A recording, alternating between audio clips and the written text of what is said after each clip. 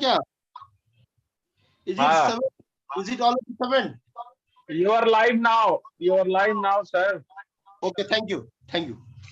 My dear viewers, very good evening. I welcome all my viewers on this very august platform of Education Pe Charcha. My dear viewers, you all would appreciate this is Vivekanand, an author, academician, and a public intellectual. And you all by now, because we are very much into the 82nd session of Education Pe Charcha, which is being conducted under the aegis of Drishti Talks, spearheaded by Sri Pramodji.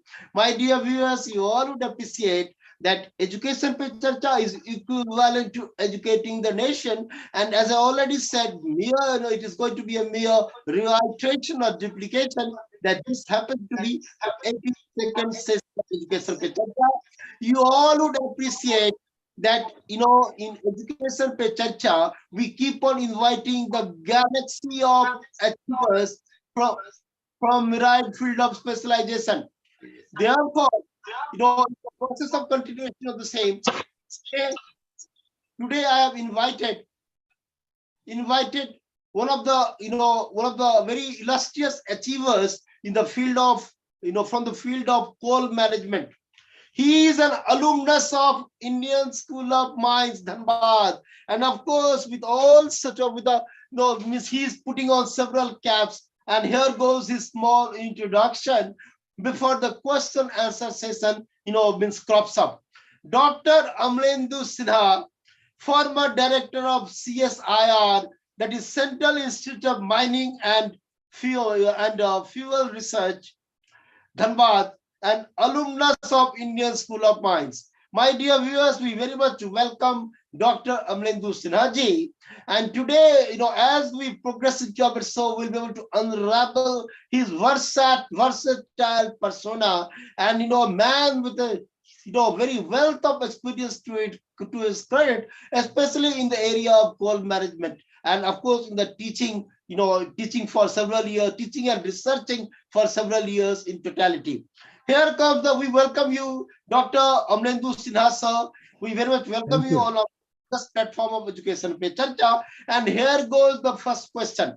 And my dear viewers, Before you put any question, let me say all of you good evening, and I should really thank Mr. Vivekanand Jha and Mr. Pramod Jha for inviting me in this very educative and informative program. And I wish that this sincere effort gets a lot of result and success in future. Thank you. Thanks a lot. Thanks Thank a you lot for inviting me.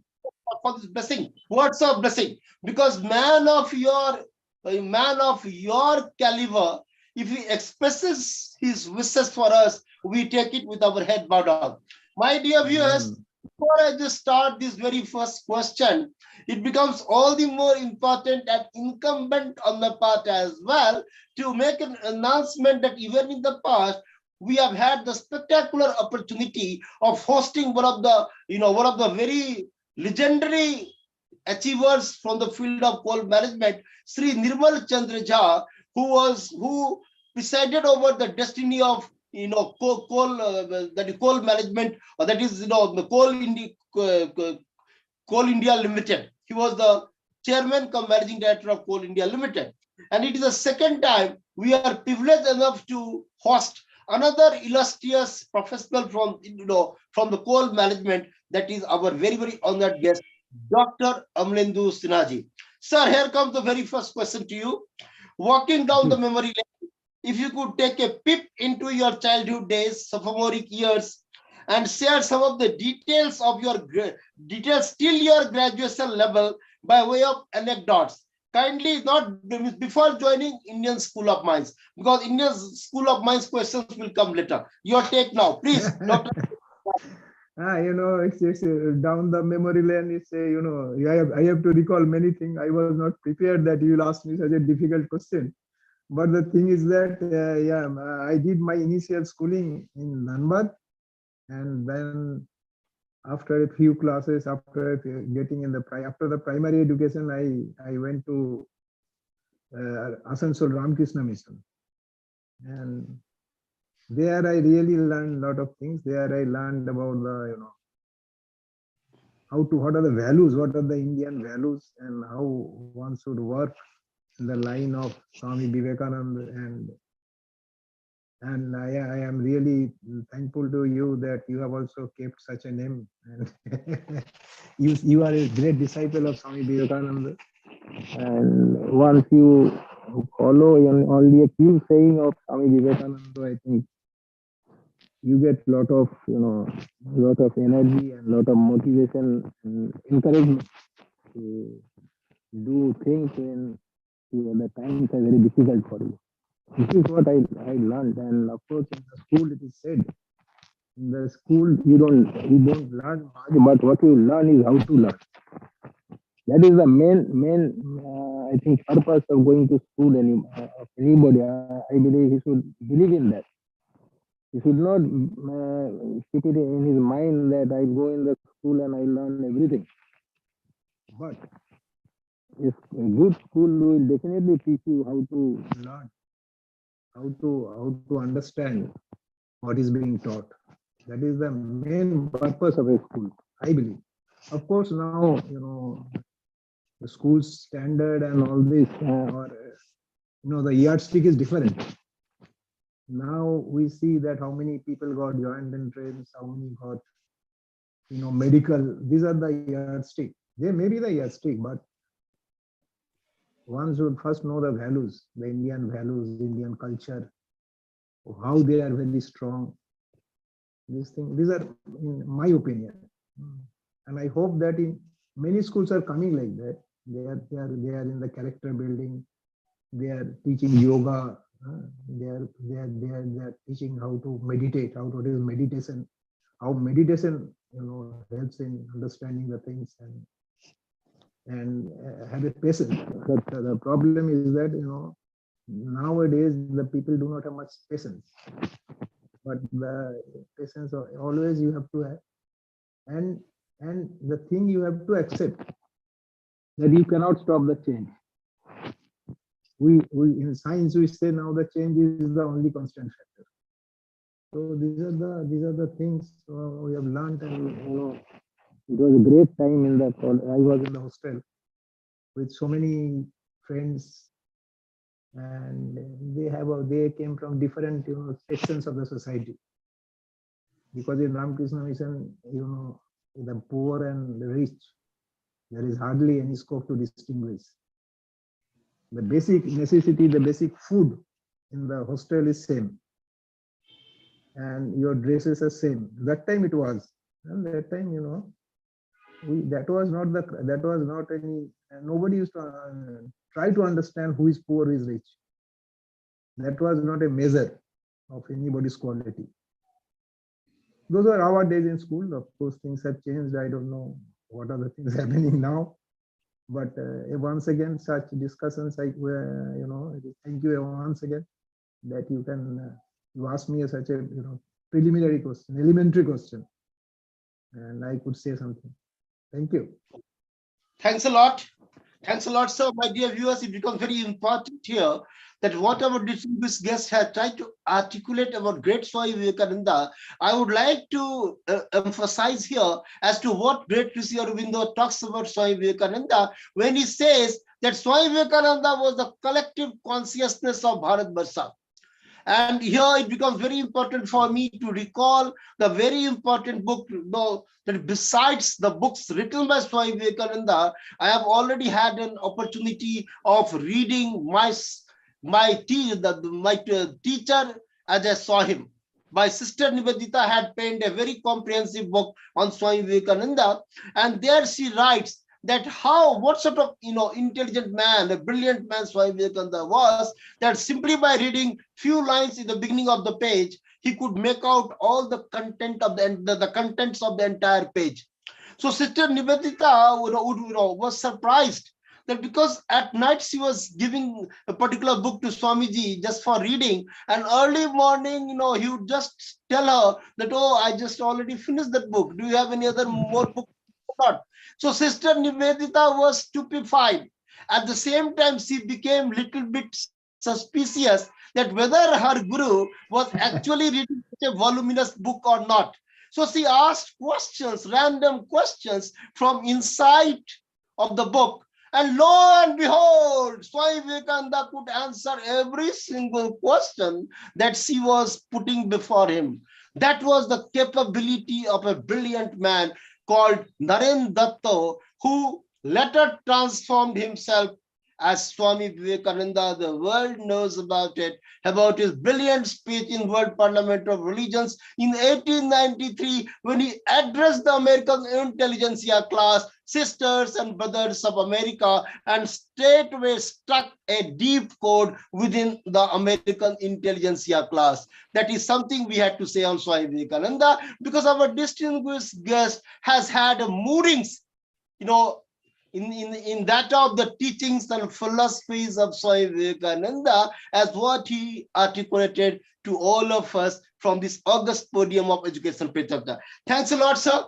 We are so much gratified in the beginning of the show itself when you tell all of us that how you had, an underpinning of that of the belief system and the philosophy of that of Swami Vivekananda, Ramakrishna Paramahansa. Great.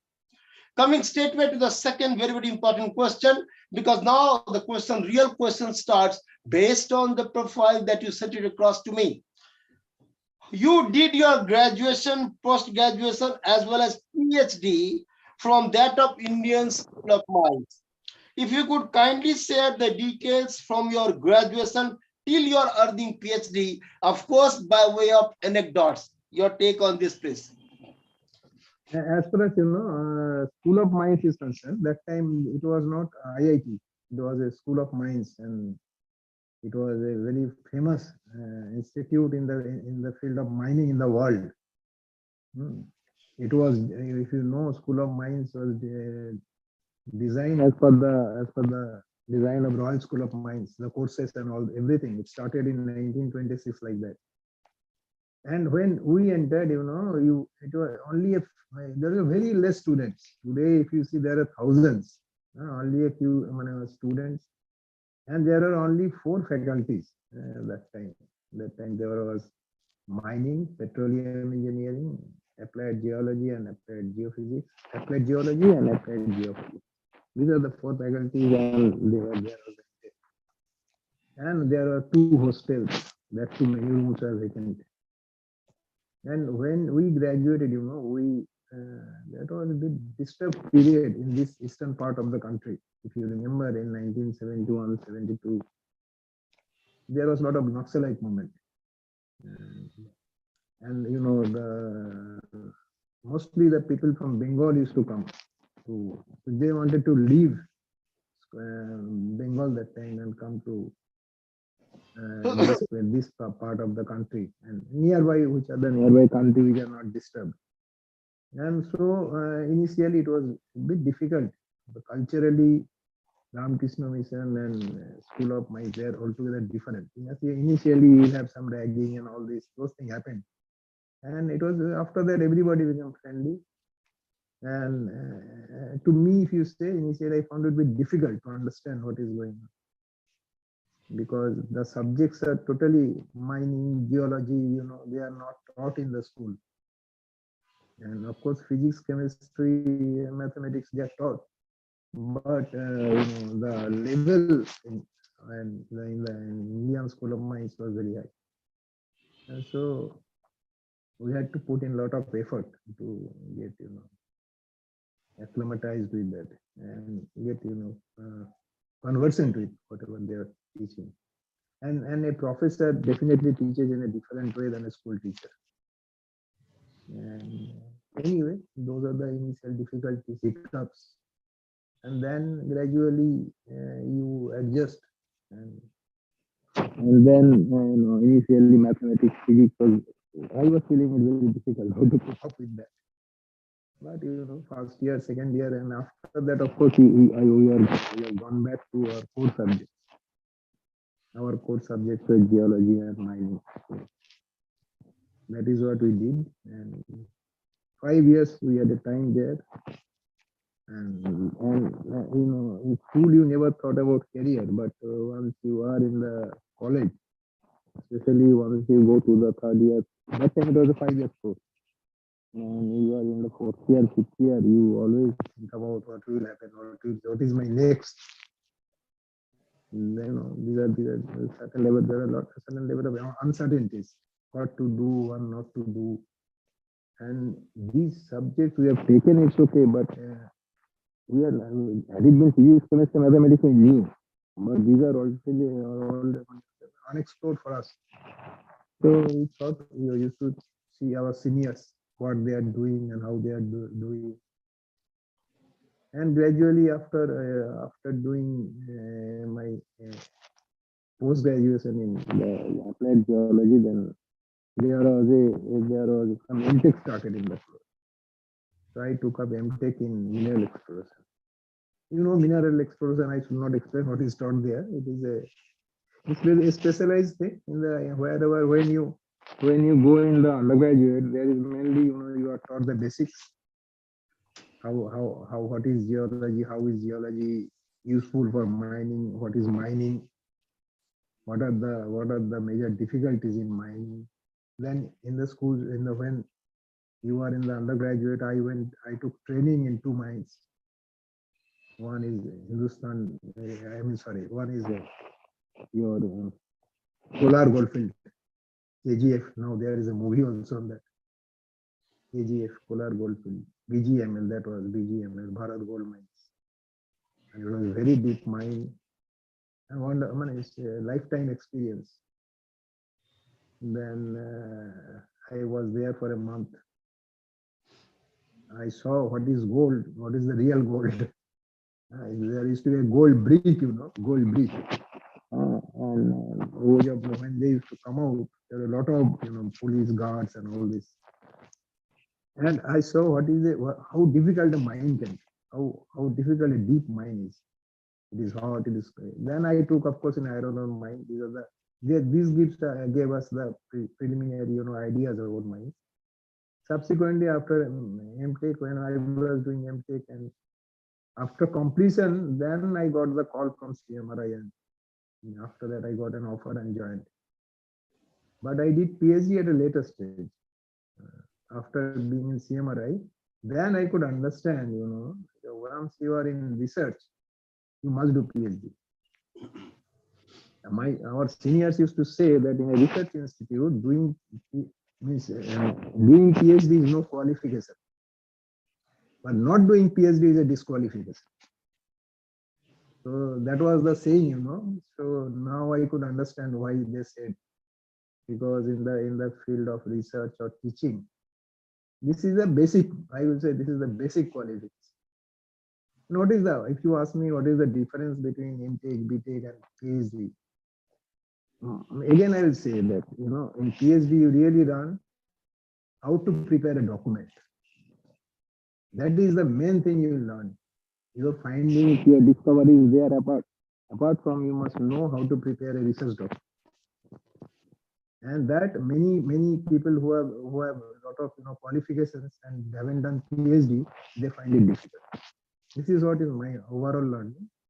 Now, if you have anything more to ask, you ask. Thanks a lot.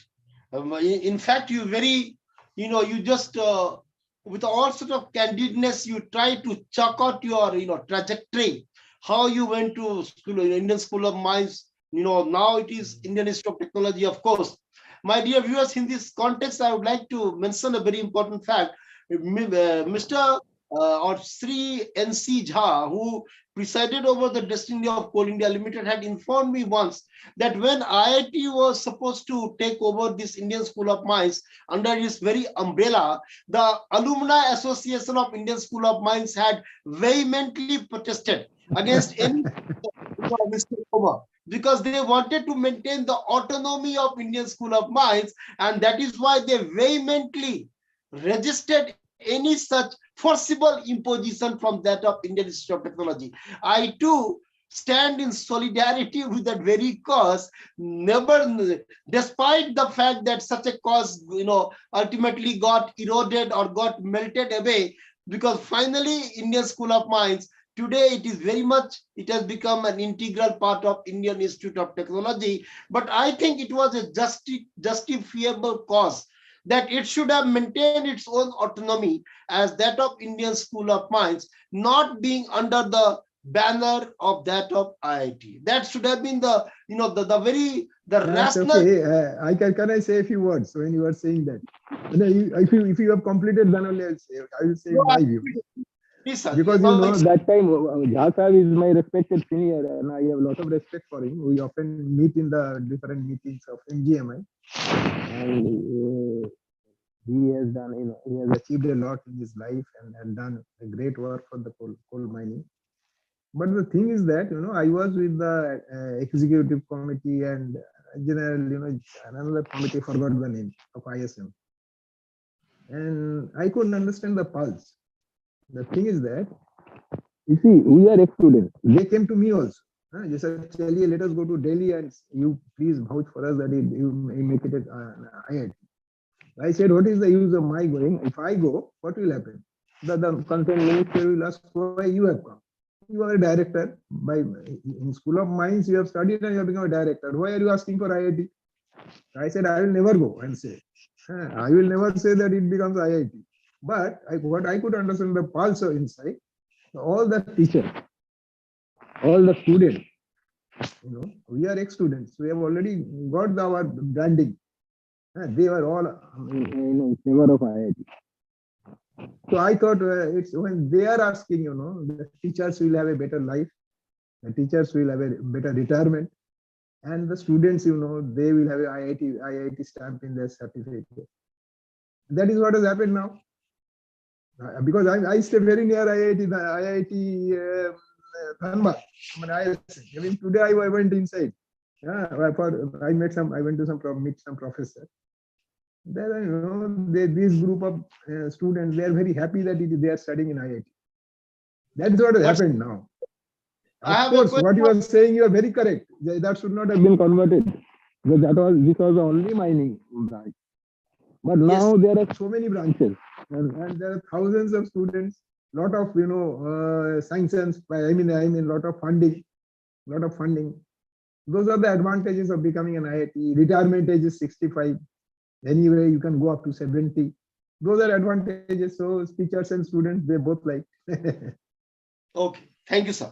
Thank you, sir. You have very candidly, you made it clear that it was a discretion of the student community because they wanted to get brand IIT, and if the student desired that it's that is the main thing, So obviously nothing saying, but it's well and good. Since a lot of funding comes from different channels or direction, and even the students benefit out of the very brand of IIT. Now they get a lot of package, good package. There's been some sort of productive and a constructive step in the given direction. That is to transform Indian School of Mines into that of an IIT. Of course, absolutely the agreement with your, anyway, this is not my, what I have seen, I am saying it. I still believe that ISM was better. Thank you, sir. And of course, now we are absolutely satisfied because indeed now the sort of explanation that you offered to us, that it was a demand, aspiration of the students that they should get the branding of IIT, then nothing doing because the students' aspiration which counts most. And if the students desired, then of course there cannot be any second thought to it. Thanks a lot. Exactly, that is what I'm saying. Questions are straight away. Your main areas of research are rock mechanics, geotechnologies, and classification system for support design. In coal mine roadways, contributions in the R&D activities. Such areas like development and application of geomechanical, then evaluation of in situ states, field and coal, non-coal mines, and associated in some major projects like clean coal technologies, coal to liquid, quality evaluation of coal studies, environmental impacts, etc., etc. All these from non-coal areas do not understand the technicalities of the same. But being a technical expert who has several years of career, experience in this particular area, in these particular areas. You are the best person to explain to us, especially our viewers, in the layman's parlance, as to what are the connotation of all these that are just Yeah, please. it's a very, very difficult task you have given me in such a short period, teaching about rock mechanics and geotechnical engineering. But it is just, what I would say, it is a, you have studied, there are subjects like, properties of material, and so it's like that, rock mechanics also has a property.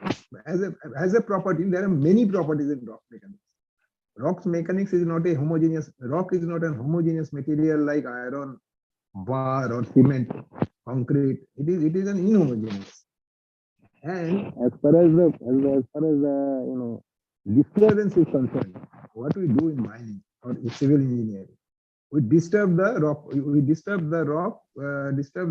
blast it, we excavate it. And in the process, the whole thing gets disturbed. The nature gets disturbed. Though one should not, you can say, one should not disturb the nature, but for the sake of mankind, for the development of the mankind, you have to have minerals, coal and minerals.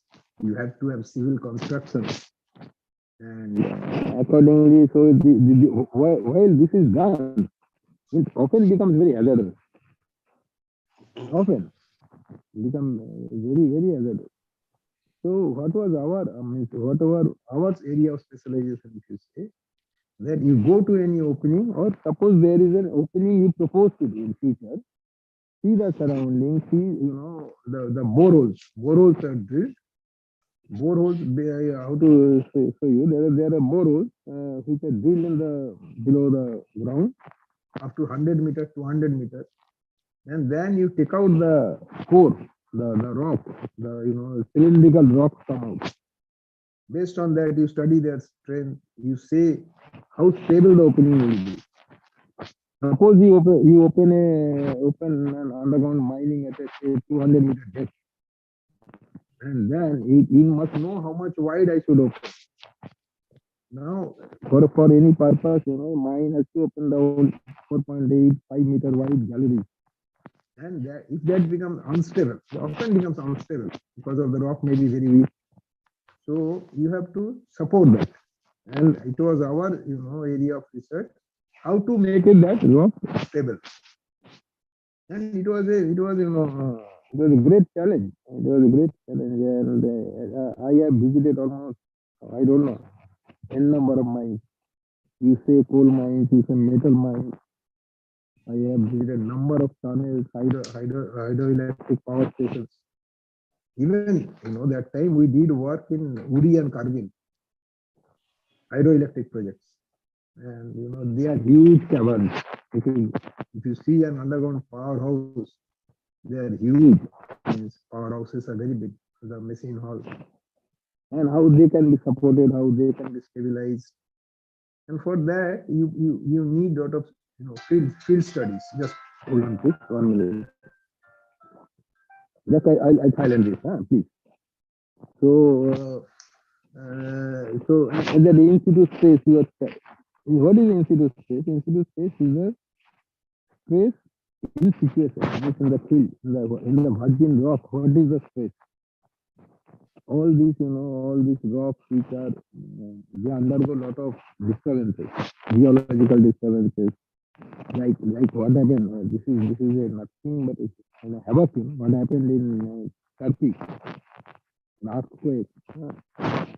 Such disturbances cause lot of changes in the rock regime. So what we used to do, we used to drill boreholes and measure the stress inside the rock. How much it is already stressed.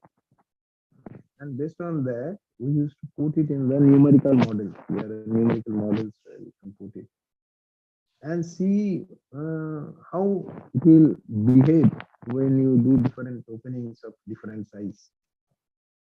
And of course, that needs a lot of experience, a lot of validation of your models. You have to validate your models, whether they are they are actually real, they are nearer to the real situation or not. So these are the things we used to do. And in the process, sometimes we are very happy that we could stabilize. Sometimes, of course, our studies require more input.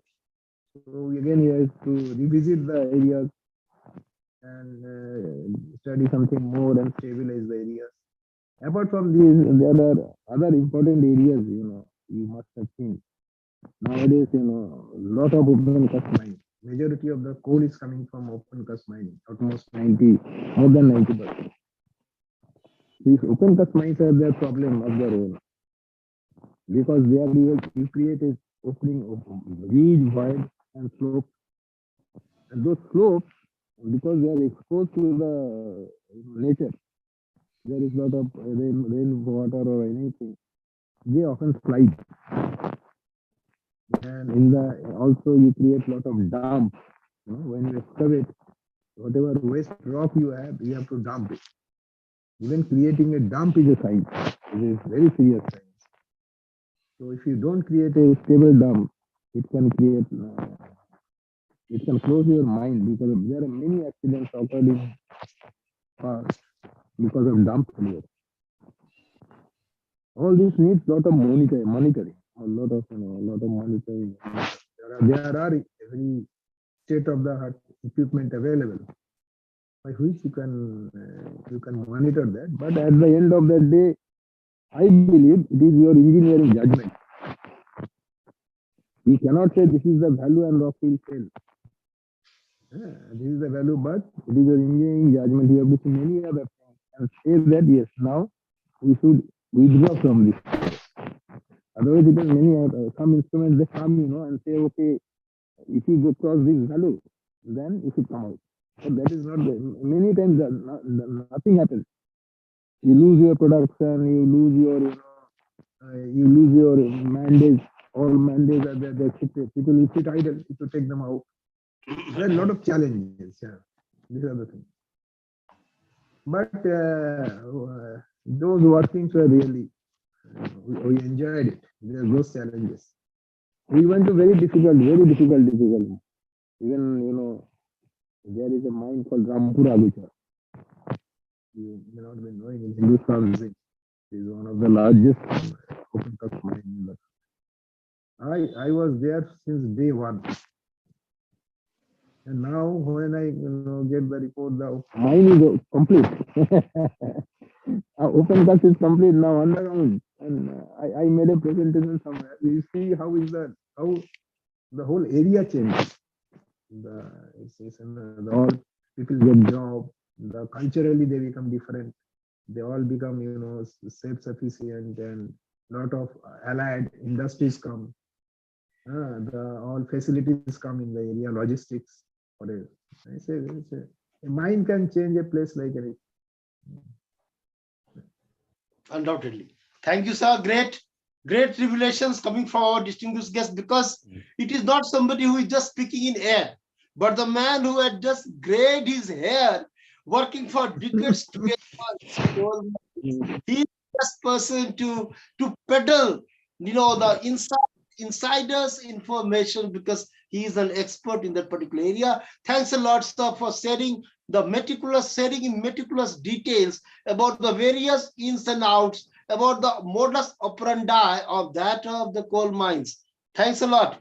Coming to the very next question, because all these very important questions, just coming to the very next one, sir. You claim to have 38 years of research and development experience. Even took charge of acting director of Central Mining Research Institute, that is Dhanbad. If you could kindly enlighten our viewers on the same, because you have a rich expertise and experience of 38 years. That is almost an age and era. So please, sir, your take on this. My experience, of course, is initially I joined as scientist B. That time my experience was different. I was always a bit adventurous. You won't believe that when I was scientist B, though it was not my area, but some proposal came that if anybody is interested to go for deep sea exploration, so I opted out. And I told my boss that I would like to go and see what is happening. And I was 45 days in the ocean, 45 days. And we crossed the equator and other side of the equator also. And you know that there is a lot of, there are many minerals in the ocean floor. The ocean there was about, I don't know, 5 kilometers deep. And we have manganese nodules. The manganese nodules, have a lot of other minerals in it. So we went from National Institute of Oceanography, which is a sister laboratory of our CSI laboratory, and we did a lot of exploration work, and then after 45 days we came back. It was an unique experience for me, and after that, gradually I did all this, and what you said when I became a scientist, I was. Finally, because of my seniority, I was given the charge of acting director. But the difficulty that time was that CSA decided to merge two laboratories. In Dhanbad, there are two laboratories. You may be knowing that one is Central Mining Research Institute, another is Central Fuel Research Institute. So they decided to merge these two. And that, that I had to look oversee all this. And it was a very unique experience. It was quite a difficult, it's a man management is, after all, we scientists never learned, nobody teaches us what is man management. But that time, by process of, evolving my thoughts, and I went to CMRI. Initially, there was a lot of resistance. Nobody liked that merger. We liked. So I had to talk to them. And culturally, they are different. They work on fuel science. We are in mining. And fuel science, is a different type of subject. The work culture that there and this place was very different. Mining, there is every time it is urgent. In fuel science, you can gradually do that, thinking about it. So I have that, that experience of how to do a margin, how to merge two labs. And I was made by officers, on special duty. And after merger, I was given the charge of acting director of both the labs, acting director of CIMFR, Central Institute of Mining and Fuel Research. And finally, the interview was there, and I got the appointment. That way, I can, at least this much I can claim, that I am the founder director of Central Institute of Mining and Fuel Research. Means there are two very old labs. CFRI was established in 1946. And in that CFRI, which is about 15-20 kilometers from here, Digwadi, the CMRI started. That time CMRI was CMRI, Central Mining Research Institute. In that time, only with a few scientists they started. So that way, if you see, CFRI is the mother of CMRI. And then gradually this institute, which we have in Dhanbad, that was built and a number of scientists joined. And finally, again, they came together. Now it is together. But the headquarters is in the Borwa Road in Dhanbad, because Dhanbad is an easily approachable place. Digwadi is a bit far away. But it was a unique experience, I would say, how to manage everything, how to manage even administration. People are very reluctant to come. Why should I go to Dhanbad and get my paper signed? So I had to frequently travel, from both these labs, and but finally they were happy with me. I could manage. They still remember me. Thanks a lot, sir. Great. My dear viewers, you have seen the sort of, means the perseverance of our distinguished guest, the sort of sweat and blood that he invested, in the area of mining management, that speaks a volume about his substantial contribution, in the field of mining. Thanks a lot, sir. Straightway come to the very next question. You have, you also claim to have rich experience in academic activities in the institute through ACSIR, that is Academy of Scientific and Innovative Research, CSIR, New Delhi. If you could kindly share your experience with our viewers pertaining to this particular assignment of yours, please, sir. This is a new venture. You say that CSR had that time. That time it started when I was director. The CSR decided to open its own university because, like UGC, we had all the processes in place. We have many scientists, and what CSR felt that okay, let us educate our scientists in our way and take some of them as a trainee scientist. Suppose I need a mining engineer with certain safety expertise in certain areas of safety. So I will teach them. So that way, CSIR asked CMRI also, CIMFR, that you also start some courses.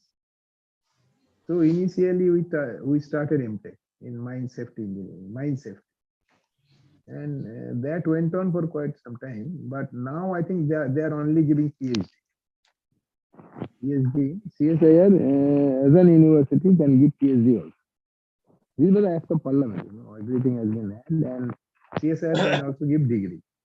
So there are many people who are doing PhD also from here, and they are happy that okay, now we are getting degree of ours. And of course, people are going to IITs also to do PhD, but this is another option, another opening for them. If you have some reasons to go that you could not go to IIT, or because IITs and all this, you have to be there for regular courses for some time. And some people are having their families and all this. They come here and do PhD. There are many. And that started during my time. And we initiated that. We learned everything, what is semester, how to give the grade points, those things. Great. Nitty-gritty of education institute. So nice of you, sir. You have dwelt at length on this particular assignment. I'm sure our viewers will be benefited, hugely on account of the rich experience that you've shared with all of us. Straightway coming to the next question, sir. You are a member of several committees.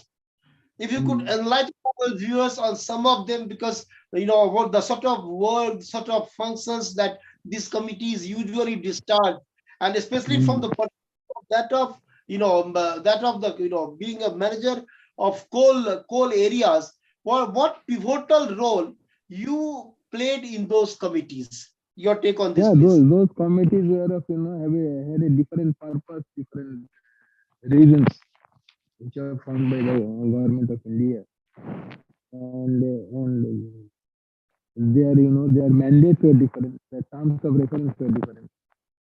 Like suppose I was in the research, FSRC of coal. When you go there, there you decide what type of project you should give to different institutes for research projects. And then you ask the project proponent, the person who proposes the project, to make in some presentation, then you discuss, and then you decide whether you should give that project or not, depending on the available fund. That of course is that was ministry's lookout how much fund I give. Similarly, for non-coal mines also I was there. Yes, non-coal mines, the research areas are a bit different than coal mines. In coal mines, maximum spaces are given in the safety, because coal mines, the rock is very soft, and the metal mines rock is hard. So metal mines also have a different type of studies they used to do. Apart from that, there are new areas also, like beach pleasure mining, means in the beach, in the Kerala beach and all this, in the seashore beach, we have many minerals. You may be knowing that tungsten. Tungsten is the metal of tomorrow. He's saying that tungsten can replace many metals, at least aluminium and all this. And in the beach sand you get some sands which are rich in rutile ilmenite. And these are the minerals which contain tungsten. So those areas also we try to support. And then apart from that, as I told you, you will find that I was in the research bodies of Indian Institute of Petroleum and NGRI. They had their own, in Indian Institute of Petroleum, they used to do work on petroleum. Geophysical research used to be done by NGRI. Then, as I told you, I was in the this ISM, executive body. There again, what to say, the deliberations are different. The discussions are of different scale. How to develop further ISM, how to appoint new professors, and all this. I was also the independent director of Southeastern Country, one of the most productive area, subsidy of Coal India, as well as Uranium Corporation. So there, the board meetings, they deal at the highest level, how to develop an area, what are the hindrances, how to remove them. And that was really a serious, very serious discussion. Great. So it's nice that we are just coming to the next question. You claim to have several publications to your credit too. So if you could kindly elaborate on the same for our viewers, please, sir. No, publications are must. Without publication, you don't get recognition in the field. Either you have to, generally, as of today, you have to mainly publish in the reputed journals. There are different types of journals. You have to see which are reputed, which has better citation index. And these are certain, there are certain guidelines, certain yardsticks that if you publish in such journals, you get more values. So those are, and also it is also required that you present your paper in the conference. Because that is where people know you. People will recognize you. And both you have to keep a balance of all this. Of course, you have to publish more in the journals than less in the, or you can publish you can present in a seminar and further modify it and publish. Same paper must not be supplied. Against the rule. And then you can publish it making it better. You can trying to publish it in a journal. And we used to generally, our papers are mainly on rock mechanics and rock mechanics and some related to environment.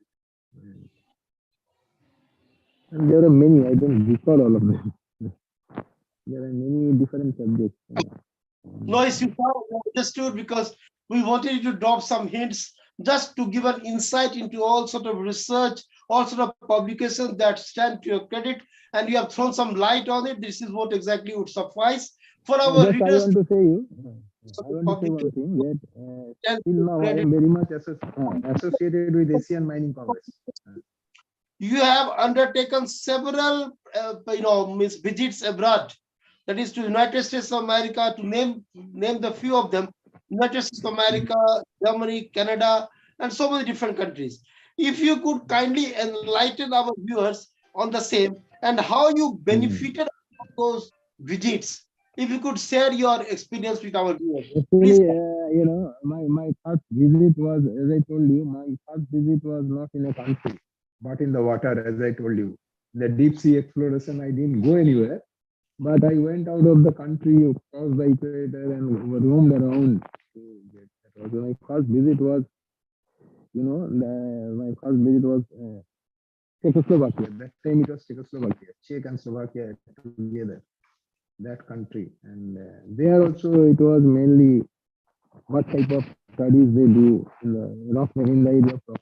They also did a lot of rock mechanics studies. They had coal mines. Ostrava is a famous coal mine, and the metal mines also in Slovakia. So there I visited their mines. Of course, the main problem, when you go abroad is at least that time, it was way back in 25, 30 years back. And that time, I was language is the because what we have experienced, in India, we feel that we believe that if you know English, you can talk everywhere. But there I learned that only English is not the.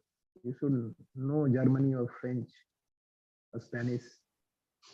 Some language you should, apart from English, you should know, and then only the whole world is comfortable to you. Otherwise, at some places you'll find only English is difficult, that people may not understand. But it was an first my experience was very. I had many difficulties, but those are those I won't talk about that. But we saw how the work culture is different. You feel in India you find a lot of people doing work, and there you'll hardly find people. But they are very laborious. And they are. I saw how they are monitoring the building, even old building, stability of old buildings. Apart from mine, of course, now you are also doing. And then I went to many places. US, I went once initially I went for a training of some equipment, and then I went with the delegation of Ministry of Coal. Ministry of Coal. We had different discussions. We got some project.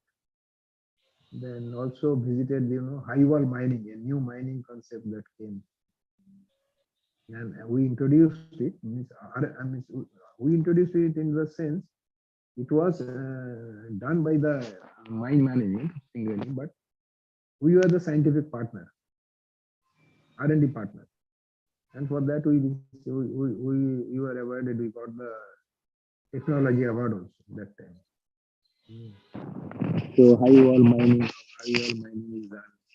Then Germany, of course, for different reasons, for presenting paper and discussing with some people about project.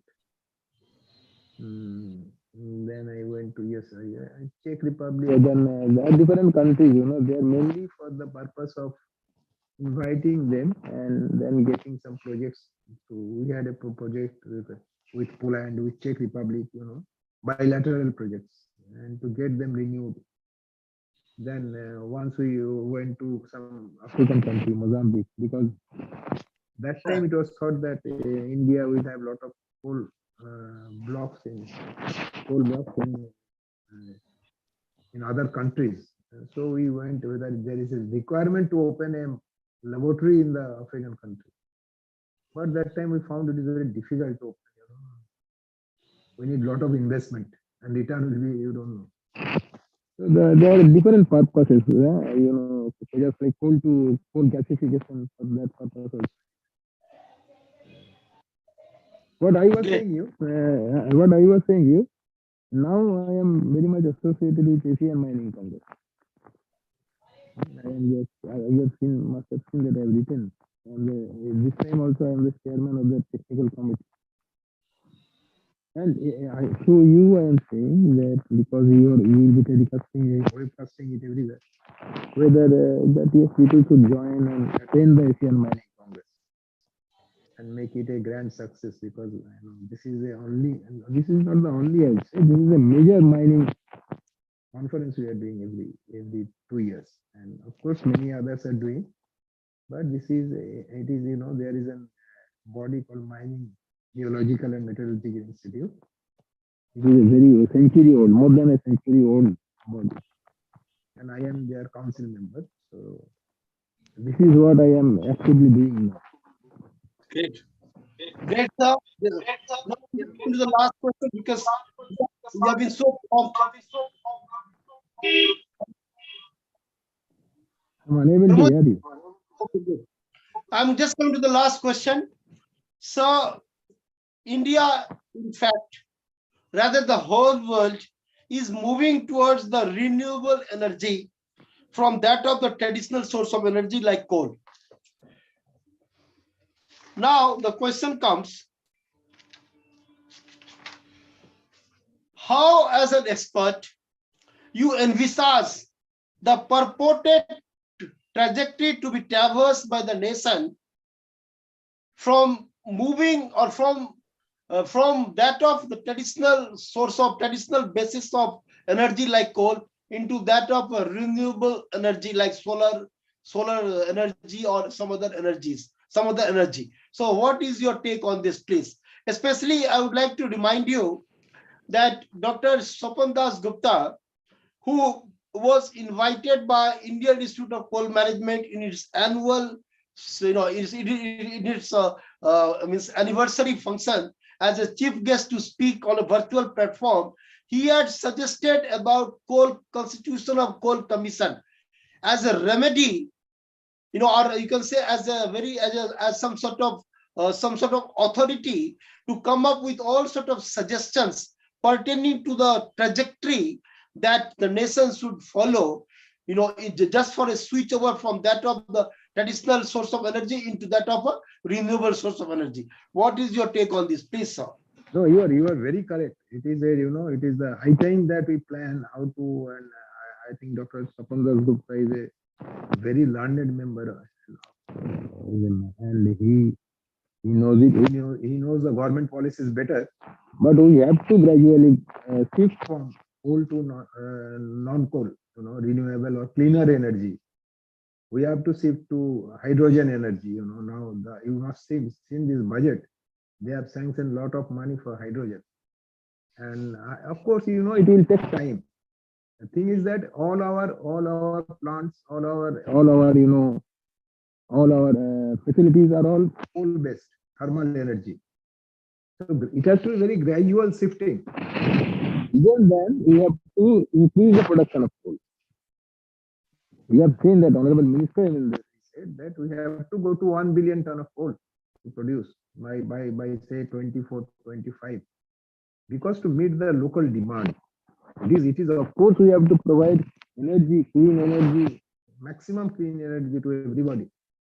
But a country, if you see our demography, the most important thing is to provide an affordable energy. That the whole cross section of the society can afford that energy. If you produce an energy which is not affordable to the poor or the people who are bit difficult, who cannot afford that price, then there is not much meaning in that. So I say it is very correct. The whole world is shifting. Gradually we have to shift, but point by point, gradually it cannot be an abrupt shifting. I was also that time, we did a lot of work on clean coal, but clean coal has its own limitations. Now it has to come to the hydrogen energy. Now it has to come to the solar energy. And of course, if you go to the south, you will see how the windmills are working, wind energy. So we have to. There is no choice right now. But how many years it will take? That is how to make a net zero. Net zero doesn't mean that you have to go immediately go away from the coal. You have to distance it. But you should have a sufficient sink. Sufficient sink in the sense you have to have a carbon sink. Suppose if you do a lot of plantation, the CO2 should not it should not cause the global warming. Why you are saying all this? We are all afraid of the climate change and global warming. And we have to see that whatever we produce, that do not go to the atmosphere. It is sunk in the air. That is the thing. And it becomes very important here what sir suggests.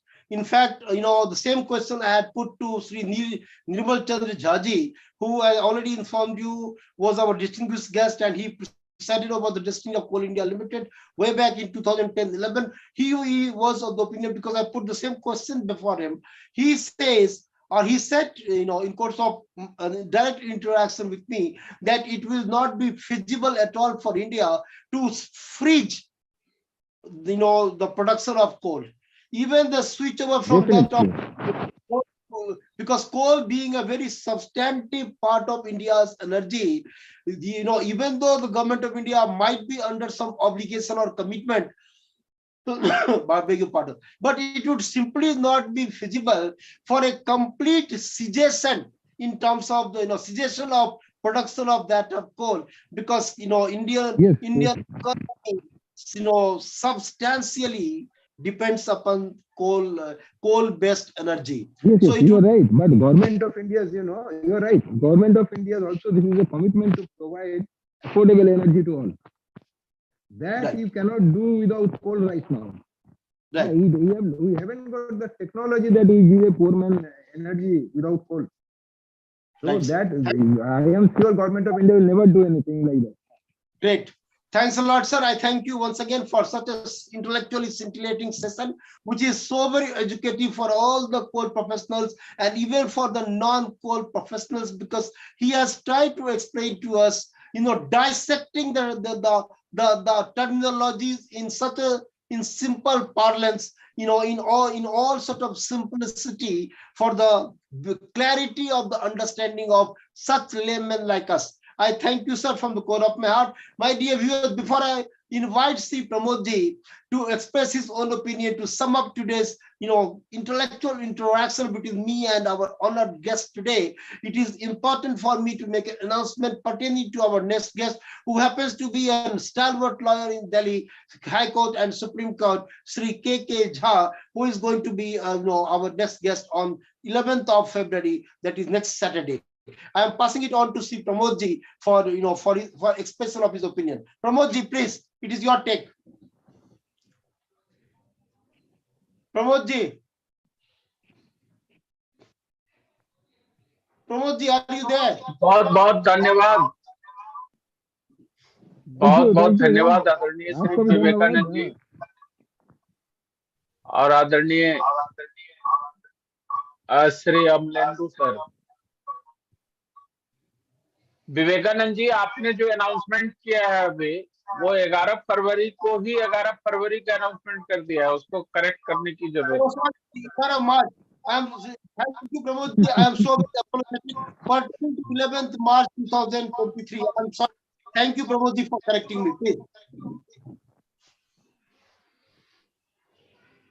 चलिए ठीक है। नहीं, मुझे please क्षमा करें। I am so very sorry. No, you correct the date. I am so very apologetic. It is pertaining to 18th of February. 18th of February. अब सही। Thank you. Sorry चलिए for ठीक है sir. This is thank you very much. आप इसको फिर से अंत में एक बार अनाउंस कर लीजिएगा। हाँ, कर लेंगे। आप तब तक आप डेट देख के फाइनल कर लीजिए। आदरणीय श्री अमलेंदु सर और आदरणीय श्री विवेकानंद जी, आज के इस अंक में